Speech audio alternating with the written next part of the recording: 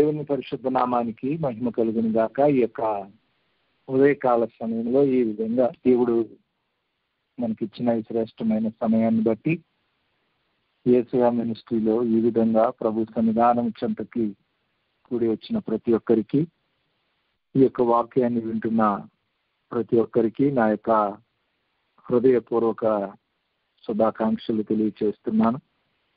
దేవుని యొక్క ప్రేమ మన ఎడల ప్రత్యక్షపరిచి ఈ విధంగా ప్రభు సన్నిధిలో మనల్ని యేసుక్రీస్తు వారి ద్వారా ఆయన యొక్క మార్గంలో నడవటానికి దేవుడు మనకిచ్చిన ఈ ధన్యకరమైన స్థితిని బట్టి నేను ప్రభువుని ఎంతో స్తుతిస్తూ ఉన్నాను. క్రీస్తునందు ప్రియులారా, దేవుడు మనల్ని ఒక ఉన్నతమైన ఏర్పాటుతో మన యొక్క విశ్వాస జీవితాన్ని నడిపించడానికి దేవుడు ఎదురు చూస్తూ ఉన్నాడు. ఈ 2025వ సంవత్సరము దేవుడు మనకిచ్చిన వాగ్దానం అదే. తమ దేవుణ్ణి ఎరిగేవారు బలము కలిగి గొప్ప కార్యాలు చేస్తారు అని. మన యొక్క జీవితాల్లో దేవుణ్ణి మనము ఎరిగి ఉండటము అంటే ఎందుకొరకై దేవుడు మనల్ని తన ఉన్నతమైన ఏర్పాటులో మనల్ని ఎంపిక చేసుకున్నాడో దానిని మనము తెలుసుకుని ఆయన సన్నిధిలో మనము దేవునికి మహిమకరంగా నిలవబడటం. రక్షించబడిన వారి యొక్క బలం ఏమిటి? ఈ ఉదయకాల సమయంలో దేవుని సన్నిధానం చెంత దేవుని బిడ్డలుగా మన యొక్క జీవితాల్లో మనం దీనిని ఎరిగి ఉన్నట్లయితే మనం అద్భుతకరమైన ప్రయాణాన్ని మనము చేయగలుగుతాం. ఎందుకంటే దావీదు 18వ కీర్తనలో మొదటి వచనంలో దేవుని సన్నిధానం చెంత ఆయన అంటాడు, యెహోవా నా బలమా, నేను నిన్ను ప్రేమించుచున్నాను అని. దేవుని మహిమ కలిగిన మార్గంలో నడవటానికి నిలబడిన మనము మన యొక్క బలము ఏమైనది? రక్షించబడిన వారి యొక్క బలము, విమోచించబడిన ప్రజల యొక్క ఆ బలము మనము మన యొక్క జీవితాల్లో ఎరిగిన వారమైతే దేవుడు ఎందుకొరకు తన యొక్క బలాన్ని మన జీవితాల ఎడల కనపరిచి ఈ లోకంలో నుండి మనల్ని బయటకు తీసుకుని వచ్చాడు. నిర్గమకాండము 13వ అధ్యాయము 3వ వచనంలో ఆనాడు ఇశ్రాయేలు ప్రజలను బయటికి తీసుకుని వచ్చినటువంటి మోషే దేవుని సన్నిధిలో వాళ్ళతో చెప్తాడు, మోషే తన ప్రజలతో ఇట్లనను, మీరు దాస్యగృహమైన ఐగుప్తులో నుండి బయలుదేరి వచ్చితిరి, ఆ దినాన్ని జ్ఞాపకము చేసుకుని యెహోవా తన బాహుబలము చేత దానిలో నుండి మిమ్మను బయటికి రప్పించెను, పులిసినదేదియు తినవద్దు. పిల్లరా, దేవుడు ఎందుకొరకు తన యొక్క బాహుబలము చేత వారిని బయటికి రప్పించాడు? ఏ విధంగా దేవుడు వారిని విడిపించాడో మనం పరిశుద్ధ లేఖనాల్లో చూస్తాం. దానిని తెలియచేస్తూ దేవుడు తన బలమంతా మీ ఎడల కనపరిచి మిమ్ములను ఆ యొక్క 400 సంవత్సరాల దాస్యములో నుంచి బయటకు తీసుకుని వచ్చాడు. మన యొక్క జీవితాల్లో 6000 సంవత్సరాల ఆ యొక్క భయంకరమైనటువంటి పాప దాస్యములో నుండి దేవుడు మనల్ని విమోచించాడు. దేవుని జీవము కలిగిన ఆత్మ సహాయంతో మనము దేవునికి మహిమకరంగా మన జీవితాల్లో నిలవబడాలని దేవుడు మన ఎడల ఉద్దేశము కలిగి ఉన్నాడు. వారిని బయటికి తీసుకుని వచ్చినప్పుడు దేవుని ఉద్దేశాన్ని మోషే స్పష్టంగా వారితో చెప్తూ ఉన్నాడు. ఏమిటంటే నిర్గమకాండము 13వ అధ్యాయము 9వ వచనం, యెహోవా ధర్మశాస్త్రము మీ నోట నుండునట్లు బలమైన చేతితో యెహోవా ఐగుప్తు దేశంలో నుండి నిన్ను బయటికి రప్పించిన. దేవుని సన్నిధానం చెంత దేవుని జీవము కలిగిన మార్గంలో వారి యొక్క జీవితాల్లో వారు నిలవబడటానికి ఎందుకు ఇశ్రాయేలీలని దేవుడు తన యొక్క బలమంతా వారి ఎడల కనపరిచి వాళ్ళ అర్హతనో యోగ్యతనో నీతినో బట్టి కాకుండా తన ప్రణాళిక చొప్పున వారిని బయటకు తీసుకుని వచ్చాడంటే వాళ్ళ నోటిలో దేవుని యొక్క ధర్మశాస్త్రం ఉండాలి అని అంట. రెండవది 15వ అధ్యాయము 13వ వచనంలో నిర్గమకాండంలో చాలా స్పష్టంగా మోషే చెప్తున్నాడు, నీవు విమోచించిన ఈ ప్రజలు నీ కృపచేత తోడుకొని పోతివి, నీ బలము చేత వారిని నీ పరిశుద్ధ ఆలయానికి నడిపించితివి. ఆమేన్. దేవుడు ఆనాడు ఇశ్రాయేలు ప్రజలని విడిపించటంలో దేవుని యొక్క 2 ప్రాముఖ్యమైనటువంటి ఉద్దేశాలు మనం ఇక్కడ చూస్తూ ఉన్నాం. ఒకటి, వారి నోట్లో దేవుని యొక్క ధర్మశాస్త్రము వారి యొక్క నోటి నుంచి బయలువెడలాలి. దేవుని యొక్క ఏర్పాటు చొప్పున వారు దేవునికి మహిమకరంగా దేవుని ఆలయంలో వారు నిలవబడాలి.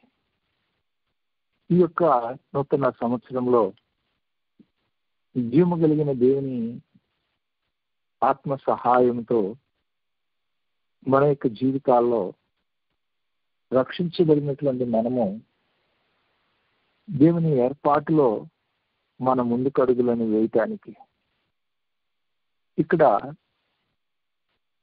మోషే దానికి స్పష్టంగా తెలియచేస్తున్నటువంటి లేఖనం ఏమిటంటే, మీరు పిలిచిన దానిని ఏది వినవద్దు అని. ఆనాటి నుంచి నేటి వరకు ఇశ్రాయేలీలు ఒక సూచనగా వాళ్ళ పాస్ అవుట్ ని, వాళ్ళు ధర్మశాస్త్రాన్ని నెరవేర్చే విషయంలో, దేవుని మందిరంలో వాళ్ళు నిలబడే విషయంలో వాళ్ళు ప్రతి సంవత్సరము తొలి దినాల్లో వాళ్ళు 14వ దినమున వాళ్ళ యొక్క క్యాలెండర్ ఇయర్లో దేవుని సన్నిధానం చెంత ఆ పులియని రొట్టెలను పండుగ జరుపుకుంటూ 7 దినాలు అలాగే పులియని రొట్టెలను తింటూ వంగిని దేవి తినకుండగా ఆ పస్కాని ఆచరిస్తూ నేటి వరకు వారి ధర్మశాస్త్రాన్ని నెరవేర్చే విషయంలో దేవుని మందిరంలో దేవుని సన్నిధానం చెంత నిలబడే విషయంలో వారు దేవుని ఏర్పాటును నెరవేర్చుచున్న ప్రజలుగా ఉన్నారు. ఈ యొక్క నూతన సంవత్సరంలో దేవుని మహిమ కలిగిన మార్గంలో నడవటానికి సిద్ధపడిన మనము ఆయన ఉద్దేశము, ఆయన ప్రణాళిక మనం గుర్తిరిగి రక్షించబడిన మన యొక్క జీవితాల్లో ఆ యొక్క పులిసినటువంటిది ఏది మన యొక్క జీవితాల్లో కనపడకుండా దేవుని సన్నిధానం చెంత ఆయనకు మహిమకరంగా మనం అడుగులను వేయటానికి దేవుడు మన కొరకు ఎదురు చూస్తూ ఉన్నాడు. ఎందుకంటే యేసు ప్రభు వారు ఈ లోకంలో ఉన్నప్పుడు మార్కు సువార్త 8వ అధ్యాయం 15వ వచనంలో ఆయన చెప్పిన మాట ఏమిటంటే, ఆ యొక్క పరిసయ్యుల యొక్క ఆ పులిసిన పిండిని గూర్చి గాని, హేరోదు యొక్క పులిసిన పిండిని గూర్చి గాని మీరు జాగ్రత్త పడుడని వారిని హెచ్చరించాడు. ఈ యొక్క నూతన సంవత్సరంలో దేవుని మహిమ కలిగిన మార్గంలో నడవటానికి నిలబడిన మనము మన యొక్క జీవితాల్లో ఏ విధమైనటువంటి ఆ పులిసిన పిండి మన లోపల ఉండకుండా మనము దేవుని ఏర్పాటులో నిలవబడినప్పుడు దేవుడు నిశ్చయంగా ఆయనకు మహిమకరంగా తన బలాన్ని మన యొక్క జీవితాల్లో కనపరిచి ఆయనకు మహిమకరంగా మనం అడుగులను వేయటానికి దేవుడు మనల్ని నడిపించడానికి సిద్ధంగా ఉన్నాడు.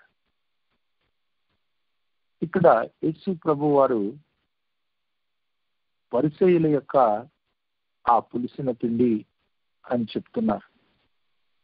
ఏమిటి ఆ పరిసయ్యుల యొక్క పులిసిన పిండి అని అంటే, ఆయనే లూకాసు వార్తలో ఇంకా దానిని స్పష్టంగా తెలియచేస్తూ 12వ అధ్యాయము 1వ వచనంలో ఆయన తెలియచేస్తూ ఆయన తన శిష్యులతో మొదటనెట్లా చెప్పసాగాను, పరిసయ్యుల వేషధారణ అనేటువంటి ఆ పులిసిన పిండిని గూర్చి జాగ్రత్త పడుడి. పిల్లరా, మన యొక్క జీవితాల్లో దేవుని మహిమ కలిగిన రక్షణ యుద్ధకు వచ్చిన మన మార్గాలలో ఏ విధమైన వేషధారణ జీవితమో మనము కలిగి ఉన్నట్లయితే దేవుడు మన యొక్క జీవితాల్లో తన బలాన్ని చూపించటానికి, తన బలసూచకమైన కార్యాలను జరిగించటానికి ఆయన మనపక్షంగా నిలవబడలేడు. కాబట్టి తన బాహుబలము చేత 6000 సంవత్సరాల ఈ భయంకరమైనటువంటి పాప దాస్యము నుంచి విమోచించబడిన మనము మన విశ్వాస యాత్రలో ప్రతి విధమైన వేషధారణ నుంచి దేవుని లేఖనం చెబుతుంది, ఆయన వేశ్యనైనా క్షమిస్తాడు కానీ వేషధారణని ఆయన క్షమించడు. కాబట్టి మన యొక్క విశ్వాస ప్రయాణంలో ఈ యొక్క నూతన సంవత్సరంలో దేవుని బలాన్ని మన యొక్క జీవితాల్లో మనము కలిగి ఆయనకు మహిమకరంగా అడుగులను వేయటానికి ప్రతి విధమైన వేషధారణ స్థితులు మనలో లేకుండా జాగ్రత్త పడమని యేసుక్రీస్తు వారు ఆనాడు స్పష్టంగా ఆ శిష్యులతో తెలియచేస్తున్నారు.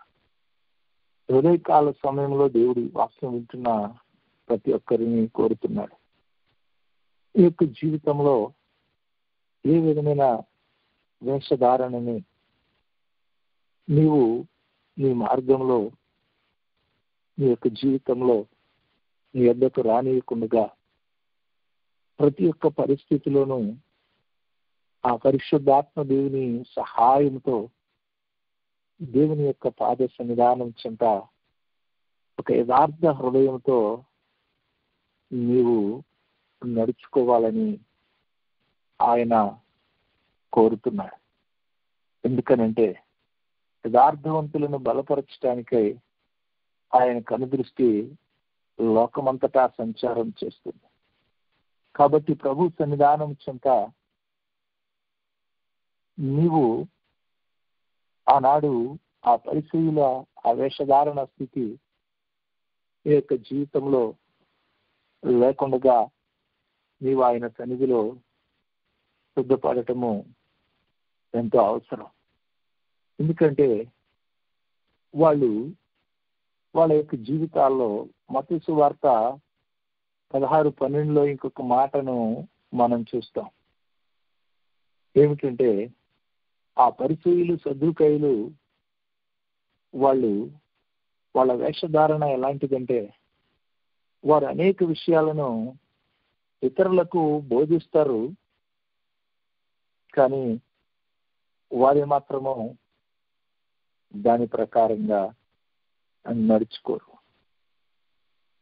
అందుకనే వాళ్ళు చెప్పేది, శాస్త్రులు పరిశీలి చెప్పేది మీరు వినండి, కానీ వాళ్ళు చేసినట్టుగా మాత్రం మీరు చేయమాకండి అన్నారు యేసు ప్రభువారు. కాబట్టి ఈనాటి కాలంలో మన చుట్టూ అనేకమైన మోయలేని భారాలు ప్రజల మీద మోపుతూ వారేమాత్రము ఆ భారాలను తీసివేయటానికి దానికి అనుగుణంగా ఒక అడుగులు వేయలేనటువంటి సమాజం మధ్యలో మనం జీవిస్తున్నాం.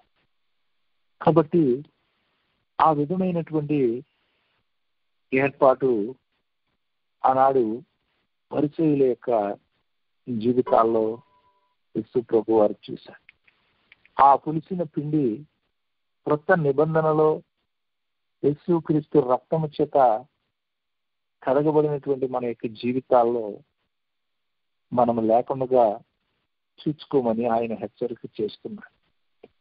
అలాగే హేరోదు యొక్క ఆ పులిసిన పిండి రక్షించబడిన మన యొక్క జీవితాల్లో కొరింథీయులకు రాసిన మొదటి పత్రిక 5:6 పౌలు గారు చెప్తారు, అతిశయ పడటము మంచిది కాదు. అది పులిసిన పిండి, అది కొంచెమైనా సరే అది ముద్దంతా పులిచేస్తాం. దేవుని మహిమ కలిగిన మార్గంలో నడుస్తున్న మనము మన విశ్వాస జీవితంలో ఏ విధమైనటువంటి భౌతిక సంబంధమైన మన ఏర్పాట్లను బట్టి మనము అతిశయించే వారంగా ఉండకూడదు.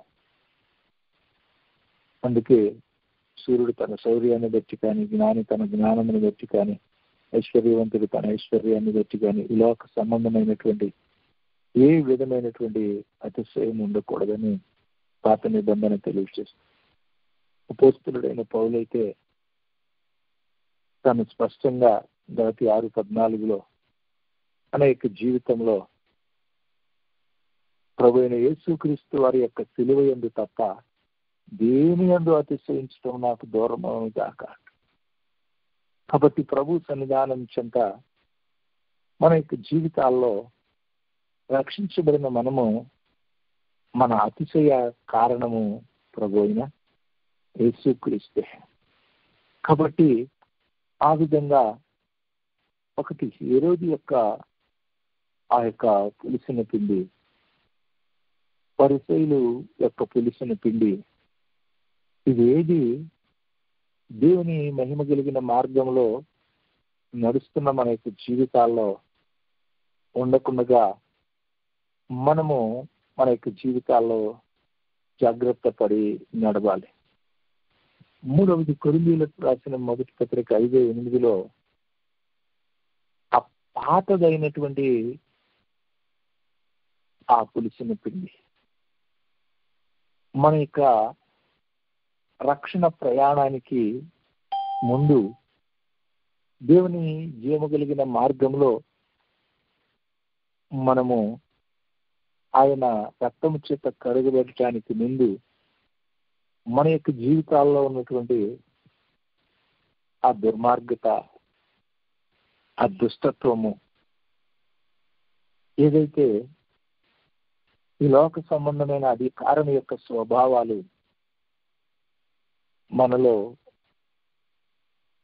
ప్రతి ఒక్కరి జీవితంలోనూ ఆయా స్థాయిల్లో ఒకరిలో కొంచెం ఎక్కువ, ఒకరిలో కొంచెం తక్కువ, ఒకరు ఆ యొక్క దుష్టత్వాన్ని చూడలేనటువంటి స్థితి కలిగిన వ్యక్తులుగా లోకంలో కొందరున్న మన చుట్టూ ఇలాంటి పరిస్థితులు మనము కలిగి ఈ లోకంలో దేవునికి దూరముగా ఉన్నప్పుడు మనం జీవించాం.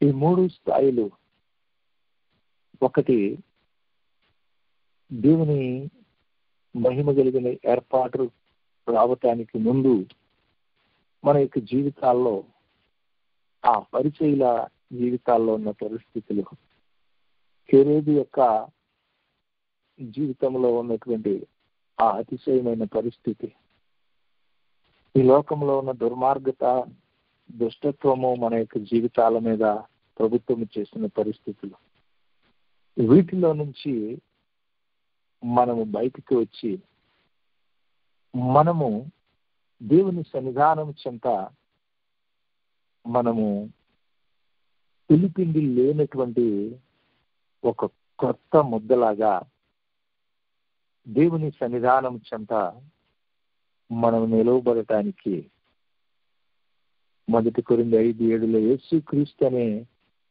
మన పస్కా పశువు ఆయన వధించబడ్డాడు. కాబట్టి మన యొక్క జీవితాల్లో మన బలము ఏమై ఉండాలంటే దేవుని ఆత్మ సహాయంతో మనము నిష్కాపట్యముతోనూ సత్యముతోనూ దేవుని సన్నిధిలో నిలవబడాలి.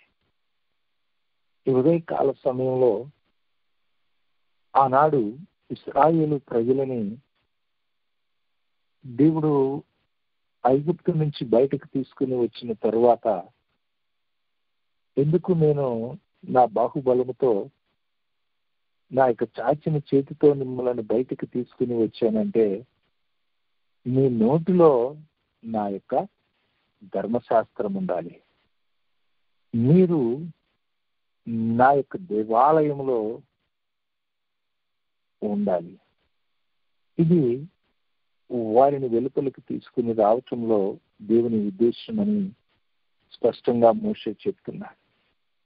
ఈనాటి కాలంలో లోకంలో నుండి మనల్ని దేవుడు బయటికి తీసుకుని రావటంలో దేవుని యొక్క ఏర్పాటు ఏమిటంటే, మన యొక్క జీవితాల్లో ఏ విధమైనటువంటి కపటము లేకుండా దేవుని ఆత్మ సహాయంతో దేవుని సన్నిధానం చెంత మనం ఈ లోకంలో జీవించటము దేవునికి మహిమకరంగా, సత్యానికి సాక్షులుగా మనము నిలవబడటం. ఇవి రెండు ఒక విశ్వాస జీవితంలో, రక్షించబడిన వ్యక్తి యొక్క జీవితంలో అవి ఆ వ్యక్తి యొక్క బలాలై ఉన్నాయి. అందుకనే 103వ కీర్తన 20వ వచనంలో, నా వాక్యాన్ని నెరవేర్చే బలసూరులారా అన్నాడు దేవుడు. నీవు దేవుని సన్నిధానం చెంత రక్షించబడిన తరువాత నీ బలము దేవుని వాక్యాన్ని నెరవేర్చటము, ఆయన సన్నిధానం చెంతకు వెళ్ళి ఏ విధమైనటువంటి కపటము లేకుండా దేవుని సన్నిధిలో యథార్థమైన హృదయంతో, మనస్సాక్షికి కల్మషము తోచకుండా ఆయన రక్తము చేత ప్రోక్షించుకుని ఆయన సన్నిధిలో నీవు ఆయనని ఆరాధించటం, ఇది దేవుని సన్నిధానం చెంత నీ యొక్క ఆయుధమైతే నిశ్చయంగా ఆయన నిన్ను బలపరిచి ఆయనకు మహిమకరంగా నీ యొక్క విశ్వాస జీవితాన్ని ముందుకు నడిపించడానికి ఆ ప్రభు నీ కొరకు ఎల్లప్పుడూ ఎదురు చూస్తూ ఉన్నాడు. దేవుని సన్నిధిలో ఆ విధంగా నీవు నిలవబడగలిగితే, ఈ లేఖనాన్ని గురించి ప్రార్థిస్తూ ఉండగా దేవుడు తెలియచేసిన మాట ఏమిటంటే, ఆనాడు యెఫ్తా యొక్క కుమార్తె దేవుని సన్నిధానం చెంత ఏ విధంగా తనను తాను దేవునికి అర్పణగా, బలిగా అర్పించబడవలసిన పరిస్థితి ఏర్పడినప్పుడు తనను తాను సిద్ధపరుచుకుందో, తనకు తెలియదు తన తండ్రి ఒక తీర్మానం తీసుకున్నాడు. ఆ తీర్మానాన్ని బట్టి తాను చేసుకున్నటువంటి ఆ యొక్క తీర్మానమునకు తన బిడ్డను దేవుని సన్నిధానం చెంత అర్పించవలసిన పరిస్థితి. అయితే ఆ పరిస్థితిలో దేవుని సన్నిధిలో ఆయన వచ్చి ఆ తీర్మానంలో ఏ మాత్రమును కూడా మార్పు లేకుండా యథార్థంగా తన యొక్క బిడ్డ వద్దకు వచ్చి చెప్పినప్పుడు, న్యాయాధిపతుల గ్రంథం 11వ అధ్యాయంలో ఆ యెఫ్తా కుమార్తె దేవునికి అప్పగించుకొని ప్రభు సన్నిధానం చెంత తనను తాను సిద్ధపరుచుకున్న విధానాన్ని మనం చూస్తాం.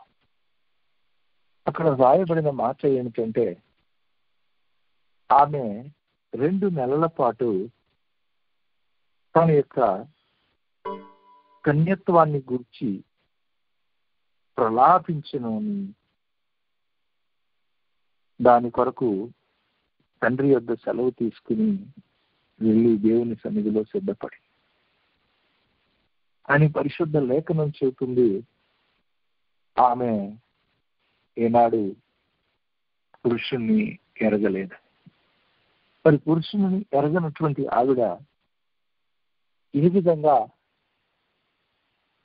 తన యొక్క సిద్ధపాటు కొరకు సమయాన్ని తీసుకుంది అని మనం చూసినప్పుడు, దేవుని సన్నిధానం చెంత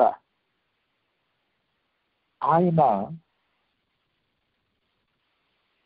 సజీవ యాగంగా మన కొరకు తనను తాను యేసుక్రీస్తు వారు అప్పగించుకున్న విధానము మన యొక్క జీవితాలలో మన యొక్క పితృ పారంపర్యమైన వ్యర్థ ప్రవర్తన నుంచి మనల్ని విమోచించి ఆయన సన్నిధానం చెంత మనల్ని నిలబెట్టింది. కానీ ఆనాటి కాలంలో ఆ ధర్మశాస్త్ర సంబంధమైన ఏర్పాటును వారు నెరవేర్చలేని స్థితిలో వాళ్ళ యొక్క జీవితాల్లో ఆ పాపానికి ఉన్న బలము ధర్మశాస్త్రమే.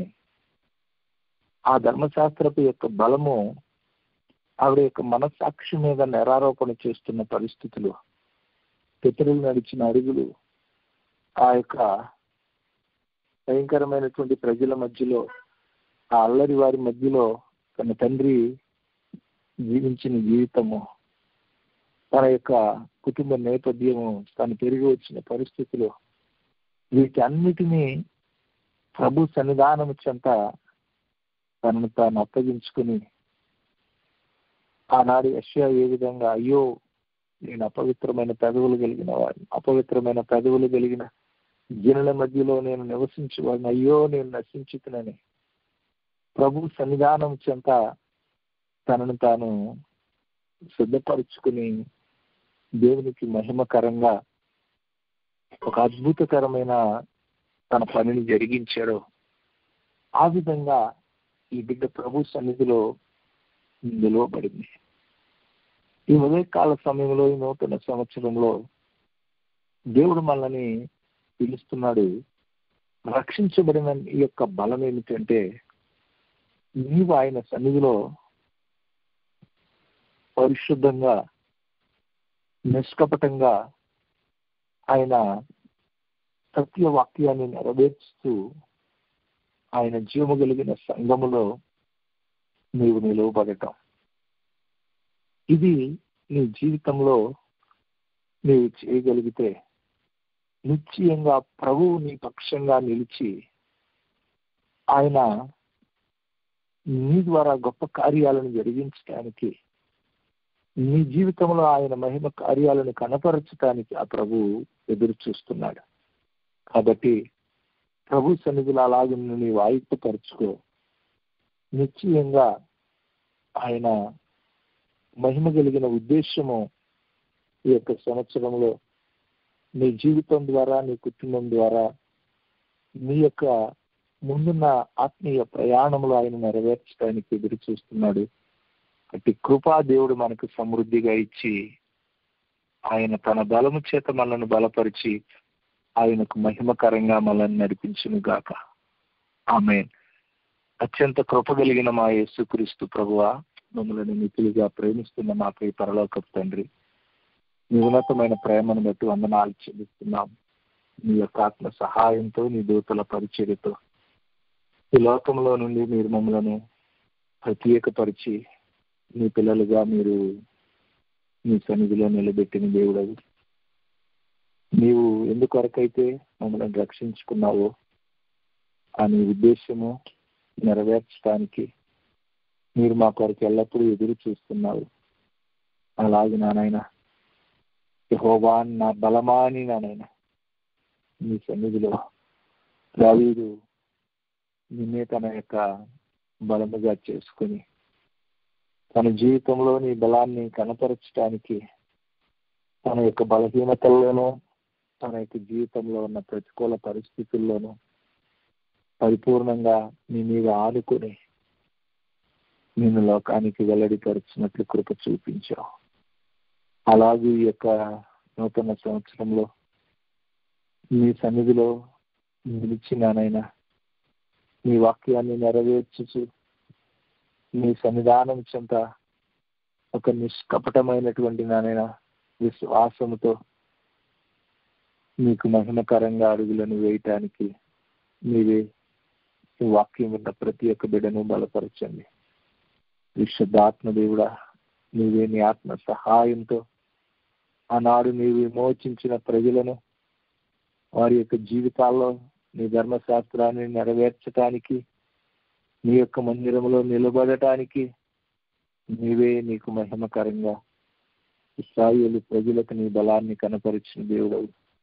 అలాగే నానైనా ఈ యొక్క నానైనా దినాలలో యేసయ్య మినిస్ట్రీలో ఉన్న ప్రతి ఒక్క బిడ్డ నీ జీవము కలిగిన వాక్యాన్ని నెరవేర్చడానికి, నీ మహిమ కలిగిన మార్గంలో నీకు మహిమకరంగా అడుగులను వేయటానికి నీవే ప్రతి ఒక్క బిడ్డను యోగ్యకరంగా సిద్ధపరిచి వారి ఎదుటిన్న మార్గంలో నీ కొరకు సంపూర్ణంగా సజీవ యాగంగా తమను తాము అప్పగించుకొని నీ యొక్క జీవము కలిగిన ఆత్మ కార్యాలను ఈ లోకంలో కనపరచడానికి శక్తివంతులనుగా మీరే చేసి మహిమ పొందమని యేసుక్రీస్తు వారి శ్రేష్టమైన నామములో మనం ప్రార్థించుకొని నామ తండ్రి. ఆమేన్. మన తండ్రి అయిన దేవుని యొక్క ప్రేమ, ఆయన ప్రియ కుమారుడు, మన రక్షకుడు, త్వరలో రానైన యేసుక్రీస్తు వారి యొక్క కృప, పరిశుద్ధాత్మ దేవుని యొక్క ఆదరణ సహవాసం ఆయన చేత బలం ఉంది ఆయన యొక్క మహిమకరంగా అడుగులు వేస్తున్న వారికి కొన్ని మనకును మన కుటుంబాలకు పరిచయం ప్రభురాత్రి పర్యంతము తోడయండి బలపరిచి నడిపించునుగా. ఆమేన్.